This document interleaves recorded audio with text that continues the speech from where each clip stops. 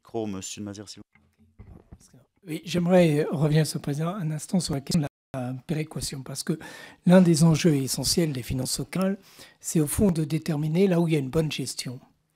Et le problème aujourd'hui avec la péréquation, c'est que vous avez un système extrêmement opaque et qui finalement fait des redistributions et on ne sait pas vers quoi.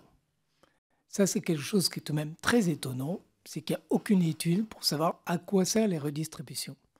Est-ce que ça va vers l'investissement ou est-ce que ça va vers du fonctionnement? Et il semblerait tout de même que dans beaucoup de cas, cette péréquation a permis à certaines communes, notamment je pense en Île-de-France, augmenter des dépenses de personnel et des dépenses d'association. Alors là, on est tout de même, par rapport à ce que vous disiez à l'instant sur la réforme péréquation, c'est un problème fondamental.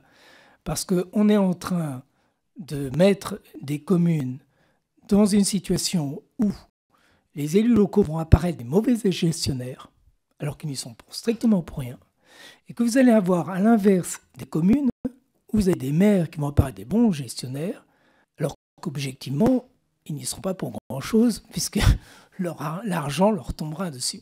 Et ça, c'est un problème très grave qui est en train de se poser actuellement. Et le système péréquation est tellement illisible, et il y a tellement peu, en plus, aujourd'hui, tout simplement, d'analyse objective sur à quoi sert sa redistribution, où elle est prélevée, où elle va, etc. J'aimerais vous poser la question, est-ce que vous ne voudriez pas plutôt réfléchir sur une notion contractuelle? Au fond, si on donne de l'argent en plus, c'est pour faire des choses précises, et non pas aujourd'hui des chèques en blanc pris sur d'autres.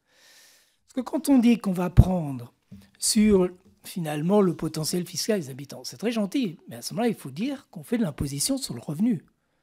On ne fait plus une imposition, si vous voulez, de fiscalité locale, on fait une imposition sur le revenu. Et là, on revient totalement, je dirais, sur le principe même de ce qui a été, quelque part, la philosophie jusqu'à présent de la fiscalité locale.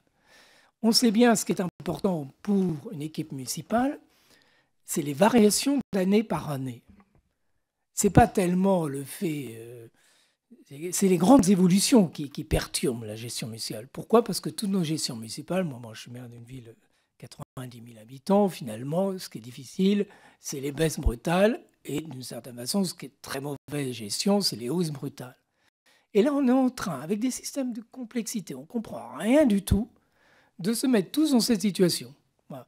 Donc j'aimerais tout de même dire, attention, la péréquation, ça fait plaisir intellectuellement, parce que dit, voilà, mais dans la pratique, c'est un peu catastrophique. Voilà. Président.